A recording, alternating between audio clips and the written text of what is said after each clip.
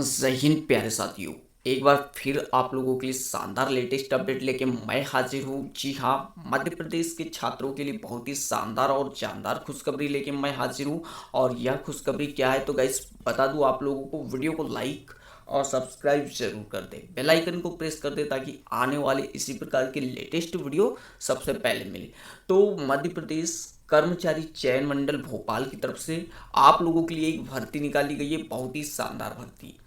किस भर्ती के बारे में यहाँ बात कर रहा हूँ तो गाइस देखिए, वन विभाग के अंतर्गत वन रक्षक एवं क्षेत्र रक्षक, कार्यपालिक और जेल विभाग के अंतर्गत जेल प्रहरी, इन पदों पर आप लोगों के लिए जो है भर्ती परीक्षा 2022-23 के अंतर्गत ये वैकेंसी निकाली गई है।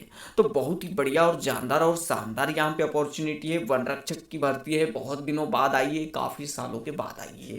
तो देखिए यहाँ पे अच्छे खासे पद भी है, कितनी वेतन मिलने वाली है और कब एग्ज़ाम होगी, सारी की सारी चर्चा करने वाले हैं। आवेदन कब से स्टार्ट होने वाले, कब भर सकते हो और कौन कौन कैंडिडेट भर सकता है, इसमें दौड़ कितनी रहने वाली है, हाइट कितनी रहने वाली है और चेस्ट का माप, सीने का माप कितना रहने वाला है, सारी की सारी छोटी से छोटी पॉइंट ऑफ डिटेल मैं देने वाला हूँ। तो चलिए वीडियो को अंतिम तक देखिएगा ताकि आपको वीडियो पूरा समझ में आए। तो देखिए यहाँ पे ये जो ऑनलाइन आवेदन स्टार्ट होगा, आप लोगों को बता दूँ इसकी डेट क्या रहने वाली है। तो आवेदन भरने की प्रारंभ तिथि यहाँ पे रहने वाली 20 जनवरी 2023 रहने वाली है और अंतिम तिथि रहने वाली है यहाँ पे 3 फरवरी 2023। ओके, स्टार्ट हो जाएगा 20 जनवरी से फॉर्म भरना और अंतिम तिथि रहने वाली है 3 जन 3 फरवरी। ठीक है, चलिए संशोधन करने की भी अलग अलग तिथियां है और परीक्षा की दिनांक यहाँ पे रहने वाली आप लोगों की 11 मई को आप लोगों का जो है 2023 में पेपर हो जाएगा। अच्छा खासा टाइम है आप लोगों का, जो वन रक्षक की तैयारी आप लोग आसानी से कर सकते हो। काफ़ी सारा टाइम मिल गया है आप लोगों को, मतलब 6 महीने लगभग मिल गए हैं। 6 माह किसी तैयारी को करने के लिए काफ़ी अच्छा होता है और बढ़िया होता है। तो हमारे चैनल को सब्सक्राइब जरूर कर दीजिएगा। इसका सिलेबस भी आप लोगों के लिए डिटेल वाइज लाया जाएगा। ओके, किस प्रकार से आप लोगों को पढ़ना है, सारी की सारी जानकारी दी जाएगी। चलिए अब बात कर लूँ मैं, इस आवेदन को अगर आप भरना चाहोगे तो उसके लिए परीक्षा फीस कितनी लगने वाली। अनारक्षित यानी जनरल वालों के लिए 500 रुपये लगने वाले हैं।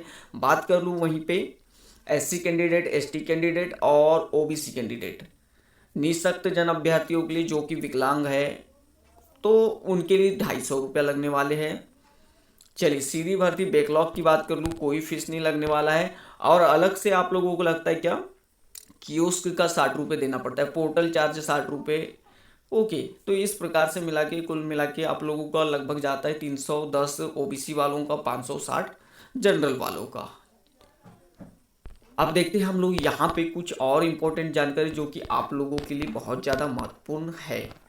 ओके, देखिए ये जो भर्ती आई है वो बहुत ही बढ़िया और शानदार भर्ती है, वन रक्षक की भर्ती है और काफ़ी दिनों के बाद आई है। तो चलिए हम यहाँ पे बात करने वाले हैं किसकी, तो ये जो भर्ती है इसमें आप लोगों का पदनाम, वेतन और शैक्षणिक योग्यता क्या रहने वाली है। ठीक है, पदनाम तो आप लोगों को बता ही चुका हूं मैं कि वन रक्षक की भर्ती है और टोटल कितने पोस्ट है गाइस, तो देखिए यहाँ पे अच्छे से ध्यान दीजिएगा। टोटल कितनी पोस्ट है,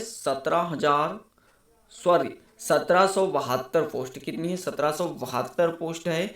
वेतन आप लोगों की 19,500 से स्टार्ट होने वाली है और 62,000 आप लोगों की लास्ट वेतन बनने वाली है। तो बहुत ही बढ़िया और शानदार वैकेंसी बोलूँगा मैं तो इसको, एक सुनहरा अवसर हो। ठीक है, अब बात करें यहाँ पे तो शैक्षणिक योग्यता क्या रहने वाली है। ओके, तो शैक्षणिक योग्यता बिल्कुल गाइस यहाँ पे 10वीं पास होना चाहिए। कौन सी होना चाहिए आप लोगों को, 10वीं पास होना चाहिए कैंडिडेट को, तो मज़ा आ जाएगा। ठीक है, चलिए तो बहुत ही बढ़िया 10वीं पास वालों के लिए भर्ती निकली है और शानदार भर्ती है। जैसा कि अब बता दूं यहाँ पे कैटेगरी वाइज भी डिवाइड कर रखा है। जैसे ओपन कैटेगरी में 219 है, यानी अनारक्षित श्रेणी जनरल वालों के लिए ओपन कैटेगरी में कितना है, 219 है। भूतपूर्व सैनिक के लिए 55 है।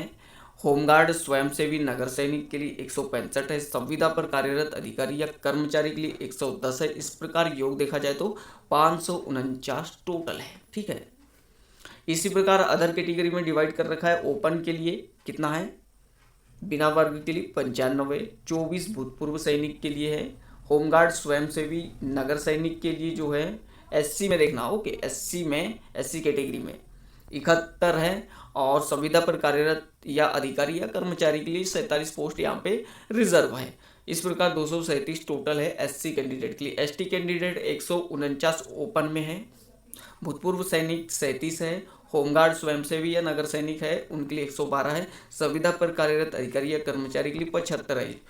373 आप लोगों का क्या है टोटल वैकेंसी है एसटी कैंडिडेट के लिए। अब यहीं पे ओबीसी कैंडिडेट के लिए देखा जाए तो 170 ओपन में है, 43 आप लोगों का भूतपूर्व सैनिक के लिए है, होमगार्ड स्वयंसेवी नगर सैनिक के लिए 128, और संविदा पर कार्यरत कर्मचारी या अधिकारी के लिए 85 है। ओके ना, योग आप लोगों का टोटल 426 है।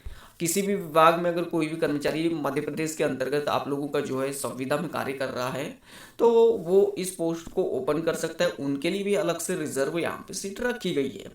टोटल योग की देखा जाए तो ओपन में 708 टोटल है, 178 भूतपूर्व सैनिक के लिए, होमगार्ड के लिए 532 और संविदा वालों के लिए 354, टोटल 1772 पोस्ट यहाँ पे निकाला गया इस वैकेंसी का। मैंने बता दिया सैलरी कितनी रहने वाली, 62,000 तक जाने वाली, यानी अच्छी खासी सैलरी आप लोगों की बनने वाली। तो अच्छा खासा मौका है इसको करने का। देखिए यहाँ पे मध्य प्रदेश के स्थायी निवासी आवेदकों के लिए आयु सीमा क्या रहने वाली है, ठीक है। 1 जनवरी 2023 से आप लोगों की आयु काउंट की जाएगी, समझ लो ना आप। और यहाँ पे देखिए अब खुली प्रतियोगिता से सीधी भर्ती के आवेदकों हेतु न्यूनतम 18 वर्ष और अधिकतम आयु 33 वर्ष रहने वाली। वहीं पे देखिए महिला आवेदक, अनारक्षित वर्ग, पुरुष महिला आवेदक, अनुसूचित जाति, अनुसूचित जनजाति, अन्य पिछड़ा वर्ग, शासकीय सेवकों, निगम मंडल, नगर सैनिक, तो इनके लिए कितना रहने वाला है 18 वर्ष न्यूनतम और अधिकतम 38 वर्ष इनको भी रहने वाला है। अब आगे बढ़ते हैं हम लोग। तो आगे देखिए यहाँ पे आप लोगों का इम्पोर्टेंट है कि सभी पदों के लिए अभ्यर्थियों का मध्य प्रदेश राज्य के रोजगार कार्यालय में जीवित पंजीयन होना अनिवार्य है। ये इम्पोर्टेंट पॉइंट है आप लोगों का।